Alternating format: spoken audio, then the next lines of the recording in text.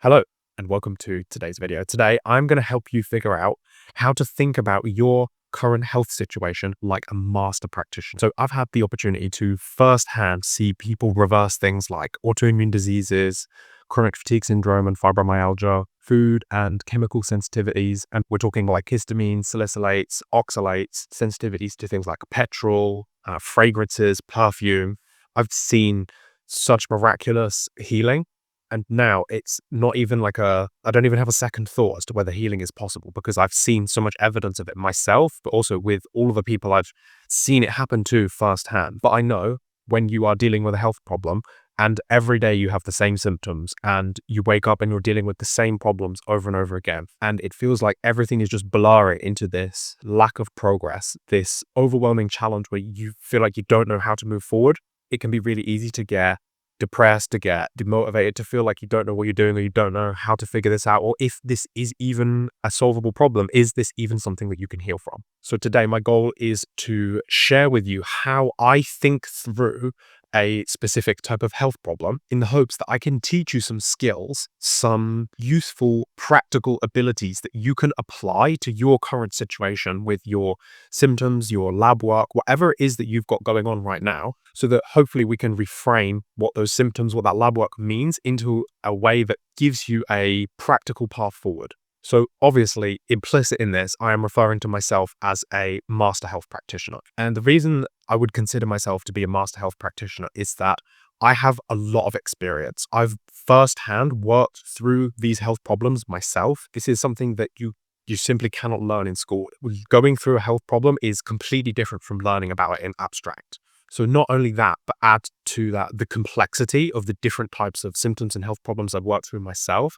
But now that I've had the opportunity to work with more than 1,000 different people with completely different health problems, like I've said, from autoimmune diseases, joint pain, skin problems, to various different types of food and chemical sensitivities, severely debilitating health problems, people that are extremely sensitive. We're talking like chronic fatigue syndrome, fibromyalgia, people eating just 5 foods or even stuck on the carnivore diet.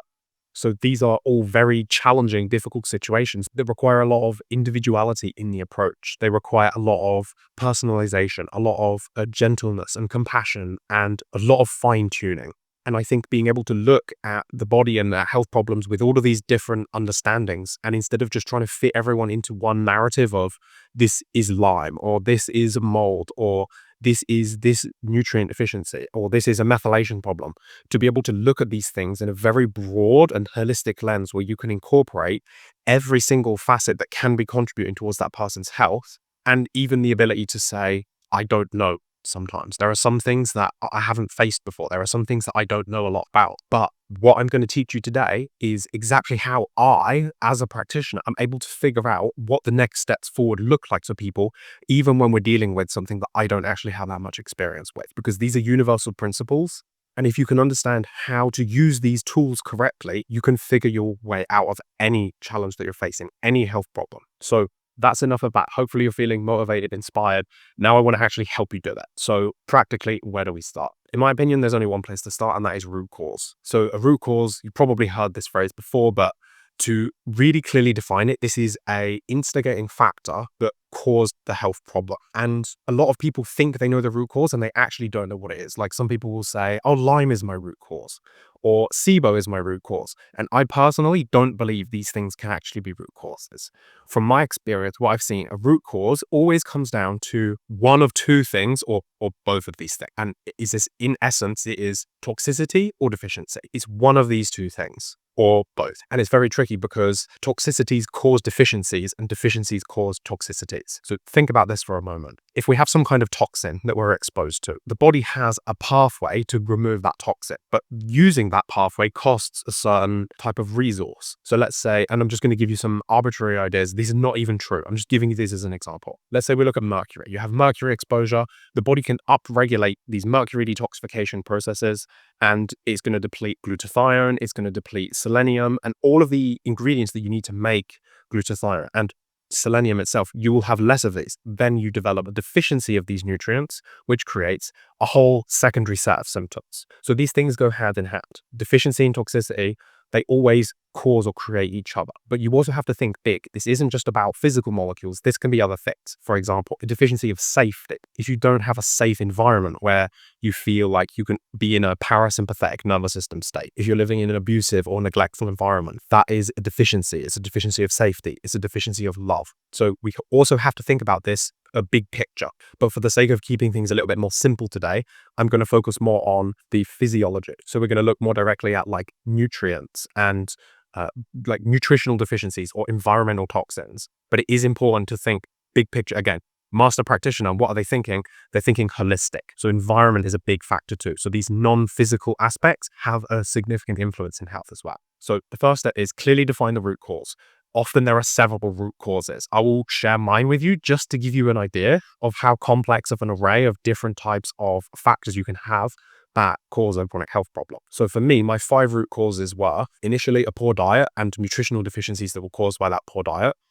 I had mold toxicity, so mold exposure, which will deplete a lot of nutrients, creates a lot of inflammation, imbalances the hormones, kills the gut flora, creates a lot of different problems. Next, there was trauma. So I actually had physical and emotional trauma. So I had childhood trauma, like we all do.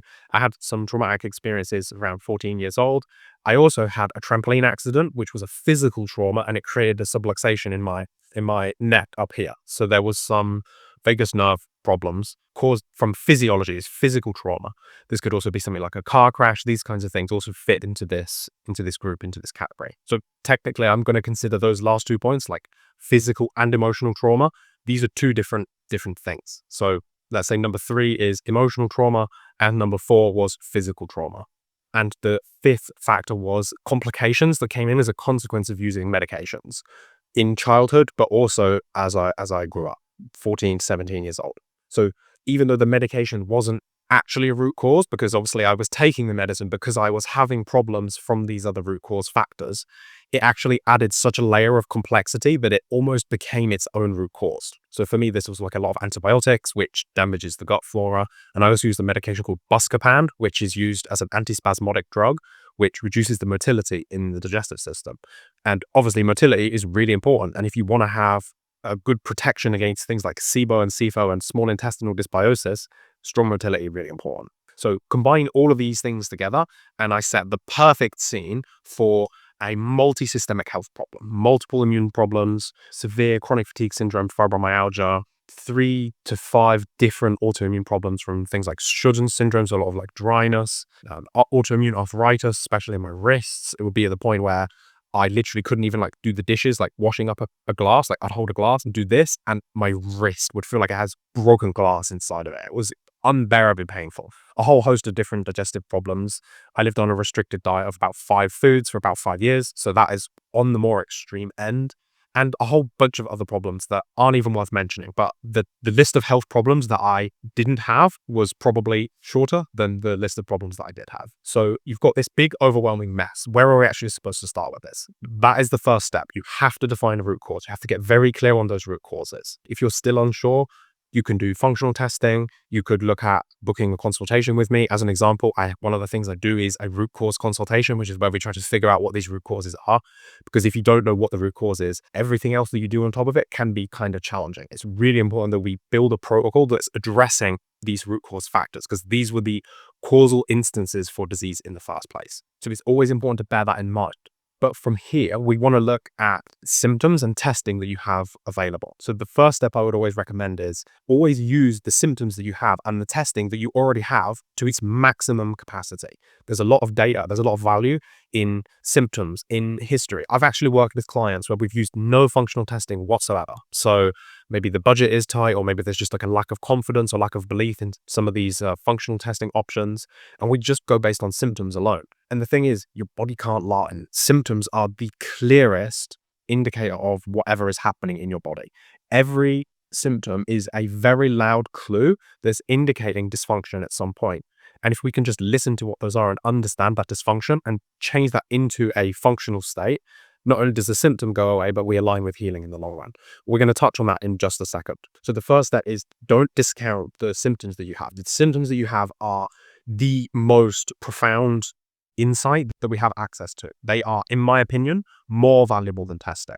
But also it's common, someone will come to me and I'm not the first health practitioner that they work with. They've got $4,000 of organic acids tests, GI map, genetic testing, Dutch test, all these different things. We can use all of this, use all of these labs, because this provides us a lot more insight as to what's actually going on in the body. Now, the real juicy part of the video today is I want to help you learn how to think about different issues, like different specific situations that could be presenting.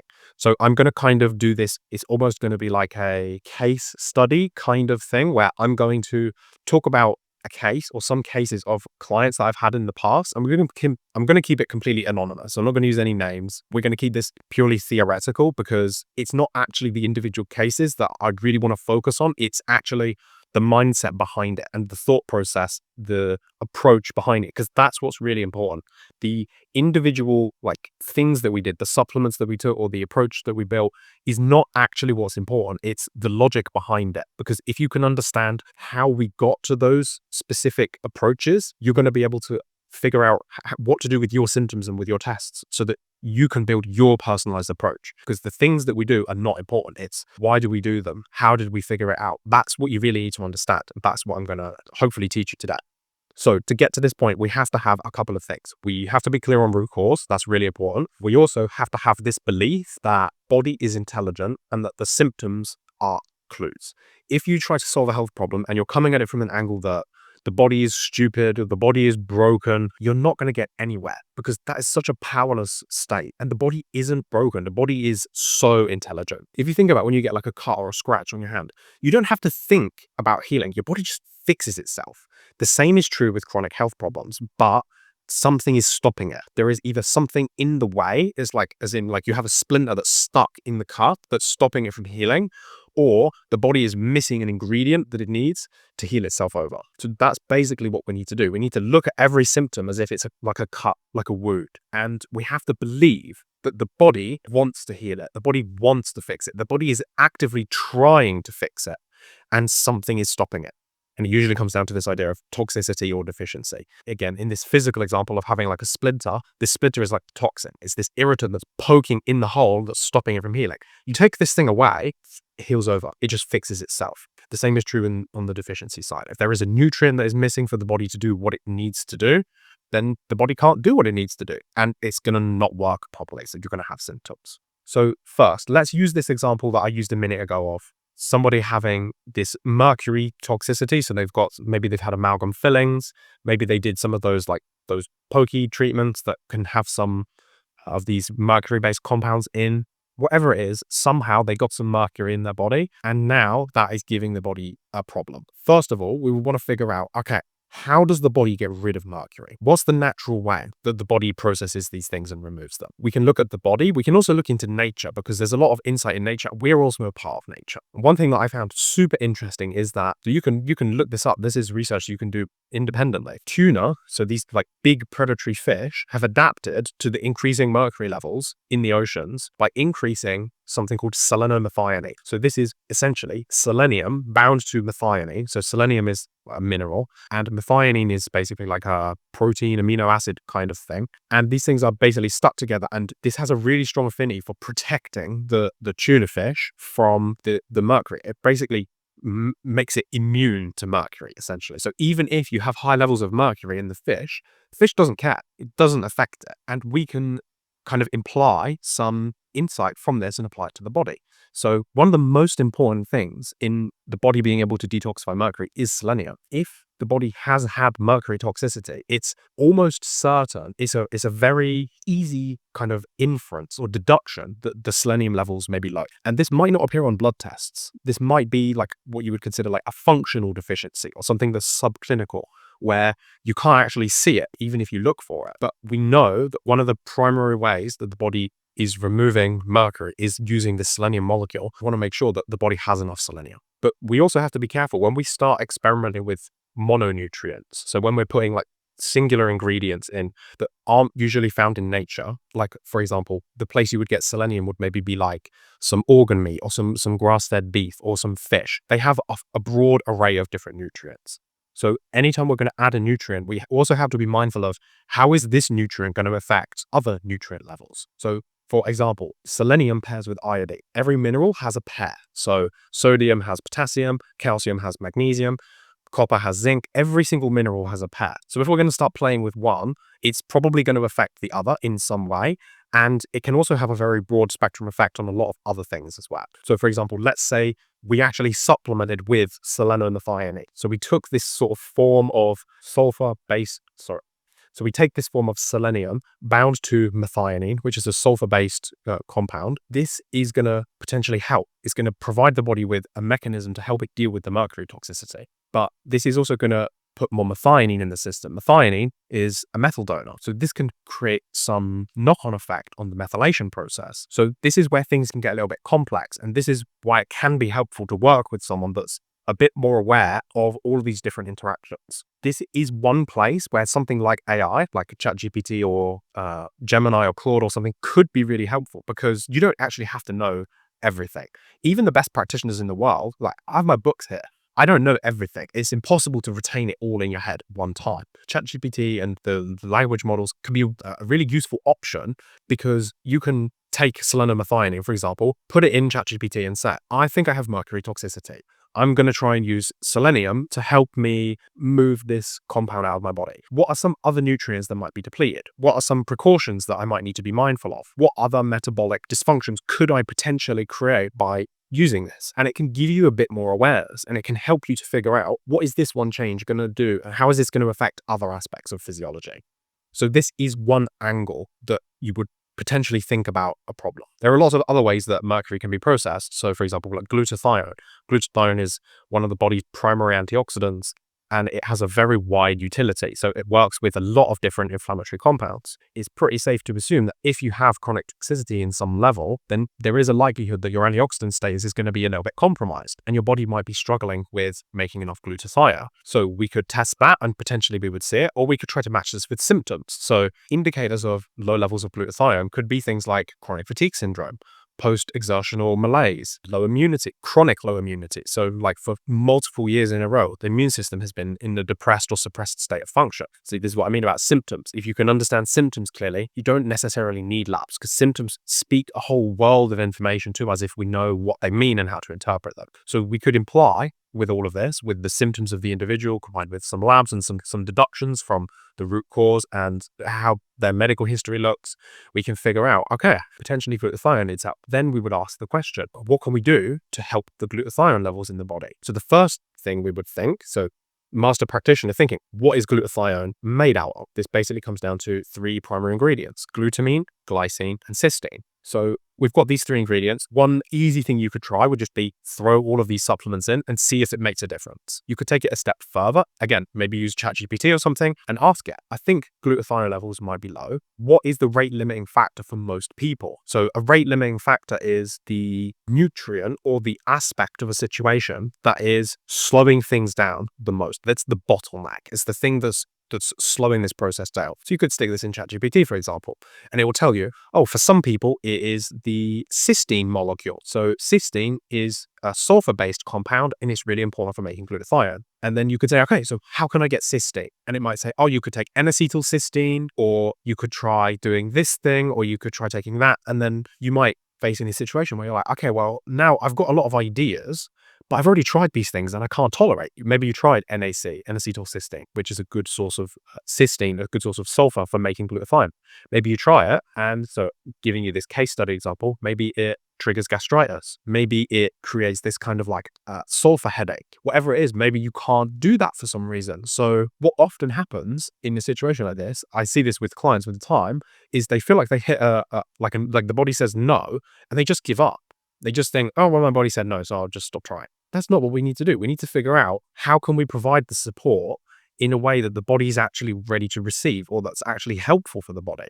And there's no benefit in pushing through the symptom. The symptom, again, is an indicator of dysfunction. It's telling us it's not the right thing. So pushing through symptoms, thinking like a master practitioner, you don't push through symptoms, because symptoms are the best form of feedback. They're the deepest wisdom that we have access to. So pushing through it is the most counterintuitive, the most illogical thing that you could possibly do. It's like getting this golden wisdom served to you like right in front of your face with, it's undeniable, it's undisputable. It's not like you can misinterpret it like in lab work. The body cannot lie. It's giving you this perfect wisdom and you're just like, I'll just push through. I'll just ignore it. I'll just force it. That doesn't work. So we need to try and find a way to work with the body. So then, okay, and I'm trying to give you these examples using like ChatGPT and AI because like this is what I do. I like when somebody works with me, I can do this. I can think these things through. I know that not everybody can afford like multiple thousands of dollars of health coaching, and I want to make this as broadly accessible as possible. So I'm trying to help you be independent. I'm trying to help you figure out how can you do this by yourself. And if you don't want to, and you want me to help you figure it out, then come and do that. But a lot of people don't, or they can't afford it.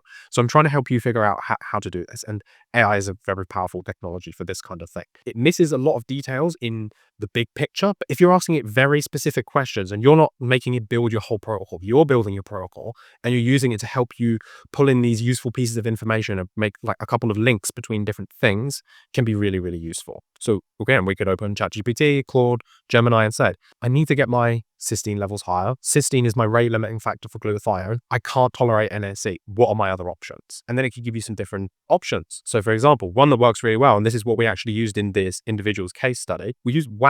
So whey protein is basically the protein from milk, from dairy. Whey is the highest dietary source of cysteine of all foods. This is one reason I do think that dairy can be a bit of a superfood for some people, because it's really high in this often rate limiting factor for creating glutathione, which is one of the most important antioxidants. And you use it in basically all detoxification processes. Extremely important. So this whey, the person tolerated dairy, they do really well with dairy products. There's no problem. It's not acidic, so it doesn't irritate the stomach. It's a whole form food. So basically it has all of the other amino acids. It has some other nutrients and stuff in it. So it didn't trigger the headaches that they were getting. And this way they were able to put enough cysteine in the body for this cysteine molecule to now not be the rate limiting factor. But there was still not an increase in the glutathione. They still had these glutathione associated symptoms. So then we asked the question, okay, we fixed this problem. We know that this is not a rate limiting factor now. What could be the next rate limiting factor? And again, if you don't know, you could stick it in ChatGPT. This is a really a good place. What are the nutrients or what are the often rate limiting factors for glutathione synthesis?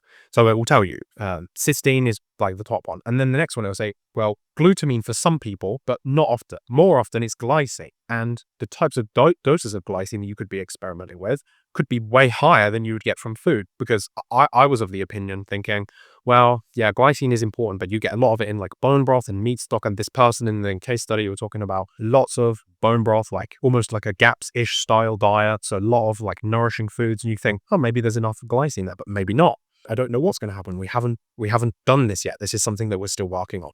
But what I'm hoping is this is giving you an idea of how do we think through a problem like this? Because it's not just about, oh, we did this and we did that and we did that, and now the person is great. That's not going to help you. That's not really useful for you.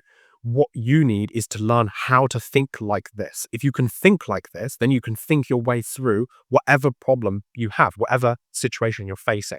And the truth is, you're going to heal one thing, and then the next thing is going to be delivered to you. You're not going to run out of things to heal. There's always going to be a next layer. If you're somebody like me that was completely disabled, you were on disability benefits, you could not work, you had a carer, it's going to take me a long time to become 100% symptom free.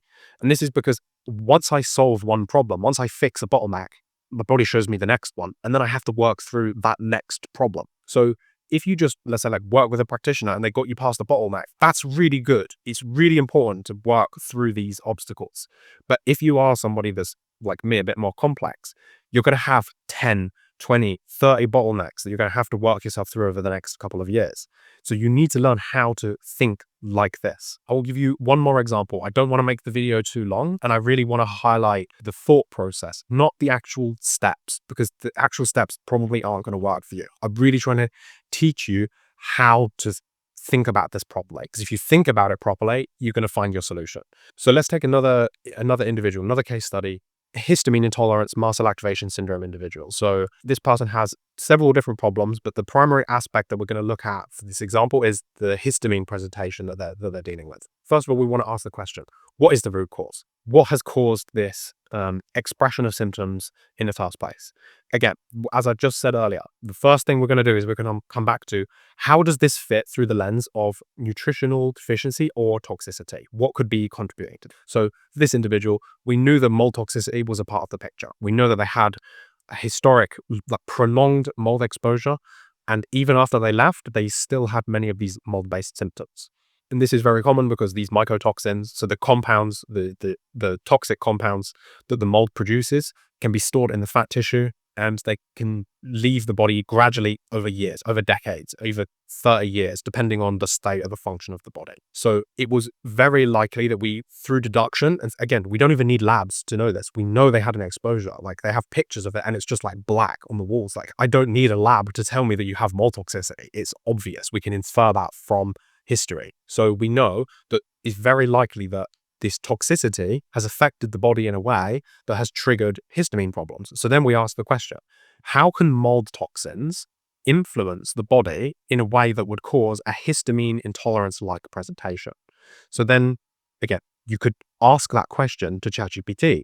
As an example, you could say, like, open it as a prompt. I believe that one of my root cause factors to my chronic symptoms is mold toxicity. How could mold toxicity cause this symptom, this symptom, this symptom, this symptom? And it will literally break it down for you. It will explain a lot of these different aspects or different ways. And it's not perfect, but this is good to give you some data. This is one thing that's really helpful when you work with a practitioner. They have the experience to be able to just kind of skip through all of the noise and all of the fluff that's actually not relevant and more directly get to the exact thing that's important for you. But again, if you're trying to figure this out by yourself, you're using your own research, you're watching YouTube videos, you're using AI on ChatGPT and things like that, we can ask these questions to get a little bit closer, so we can get closer to understanding what it is that's going on. So I don't know what ChatGPT would say. I know what I would say because of my experience. I would say there are a few mechanisms by which this could happen. The first is that the mold toxins kill a lot of the beneficial gut bacteria. We lose the histamine degraders and a dysbiosis forms, something like a SIBO kind of situation, SIBO, SIFO, where we have more of these dysbiotic organisms that produce histamine. And one of the first things that we want to do to stop these microbes from producing histamine is, first of all, we want to avoid feeding them unnecessarily. So we want to look at digestive function. What are the digestive symptoms? Does the person have SIBO? What happens when the person eats FODMAPs? What happens when the person eats starchy carbohydrates? Are they digesting these foods well? And if they're not digesting them well, we should probably get rid of them, because not digesting them well is an indicator that not only are those foods not giving the person any nutrients, it's not giving them any useful resources for their body to heal themselves with. Instead, it's feeding these dysbiotic organisms. This could be like Klebsiella, this could be Citrobacter, this could be molds that have taken up in the gut, this could be Candida, whatever it is feeding these organisms. And these organisms produce gas, an endotoxin and lipopolysaccharide. They can be producing mycotoxins, they can produce alcohol, they can produce lots of different compounds that are not only toxic and put a lot of work on the liver, which is also where a lot of histamine gets broken down, but they can also be directly producing histamine, which contributes to histamine load. So obviously, we want to try to avoid histamine content from the diet, because the ability to break down histamine is already overloaded. So low histamine diet, first, very easy step. Second, we want to try to make sure that avoiding foods that they're not digesting well and supporting digestion for the foods that they are eating. So this might look like betaine HCl. This might look like digestive enzymes. Again, depends a lot on the symptoms of the individual. You can ask ChatGPT, or Practitioner can help you figure it out. Then we want to try and rebalance the microflora. We want to put more of these histamine degraders to crowd out some of these histamine producers. And we want to try to undo some of the damage that those mycotoxins can do to the microbiome. So mycotoxins work like antibiotics. They kill a lot of beneficial microbes. So we want to make sure we're reseeding the gut, putting more of these beneficial microbes back in, especially the histamine degraders. This is one reason I love the delactate-free probiotic from Custom Probiotics, because it's full of histamine degrading strains. So it tends to be very well tolerated and is really helpful for people with histamine tolerance. From there, we could look at how could a mycotoxin, so the compounds produced by molds, how could they affect the body in a way that would cause histamine-like symptoms? And you could ask ChatGPT, you could do your own research, and you'd very quickly come to the realization that mast cells are a part of the immune system that when they become irritated, when they get activated, they release histamine and could trigger histamine-like symptoms. So again, we have to think the body is intelligent. The body is doing the best that it can. What is the body trying to do? with this type of reaction. In my experience, what I have seen is when the detoxification systems are compromised, so when the main ways that the body wants to remove mycotoxins are blocked, so you can think about this like you have like a kitchen sink and the tap is running because there's still toxins, and the bottom of the sink is blocked. There's like the plug is in. All of this water is filling up inside the sink. The body sees this and it gets scared because it says, oh, if this is going to get full, it's going to overflow, it's going to create a problem. And the way that it wants to get rid of this water is to open that plug so all of this can flow through the drain. This is detoxification. If this can't happen, if for some reason the detoxification process is compromised, then the body will see this toxin and say, I don't have any other option, so I'm going to attack this toxin like it's a pathogen. So it triggers an immune reaction to this compound instead.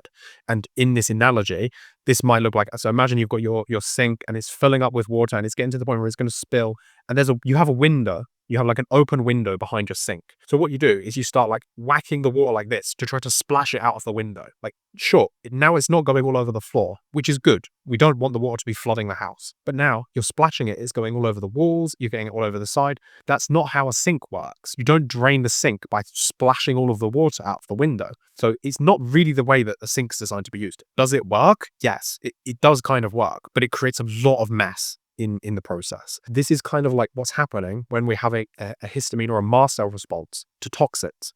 The body is attacking the toxin like it's a pathogen, like it's a virus or a bacteria or some kind of compound that it can't just detoxify, it has to kill. So it's basically using the immune system to try to kill it. And it works, but it's not very effective and it creates a lot of mess. And mess in your body is symptoms. So you have a lot of symptoms. So we would want to say, okay, how can we calm these mast cells down? We might look at a mast cell stabilizer. So I know this is a bit of a cognitively expansive video, and the repercussions of this video are probably going to take a couple of weeks or even months to settle in, because this is a mindset, this is a thought process that I have built over the last 10 years. The way that I think about these problems now took a lot of time. There was a lot of refinement. There was a lot of trial and error. There was a lot of growth and a lot of understanding that needed to happen. And I'm trying to jump you literally 10 years ahead in your healing journey. And that can feel a little bit challenging, a little bit overwhelming. So my best advice to you actually is to not worry about it too much. You might be thinking now like, oh, I want to go and figure this problem out, or I want to try to solve this. I'd actually encourage you to just do nothing, to just let this settle in, let this sink in. Your subconscious mind is going to absorb all of this information, and you're going to start to get some ideas. You're going to start to be like, what about this? Or what about that? And follow those little threads, those little intuitive threads where this video is literally like a system update. This is going to help you figure out how to think about your current situation a little bit differently. And it's going to start to give you these little threads to pull on. So as those little threads start to come up, what if I tried this supplement? Or what if I thought about tackling this problem from this angle? Experiment. But don't get overwhelmed. Don't try to figure it all out today. It's not supposed to happen like that. Let it happen. Be gentle with yourself. If you watched all the way to the end, I know this is a bit of a longer video. If you did watch all the way to the end, I would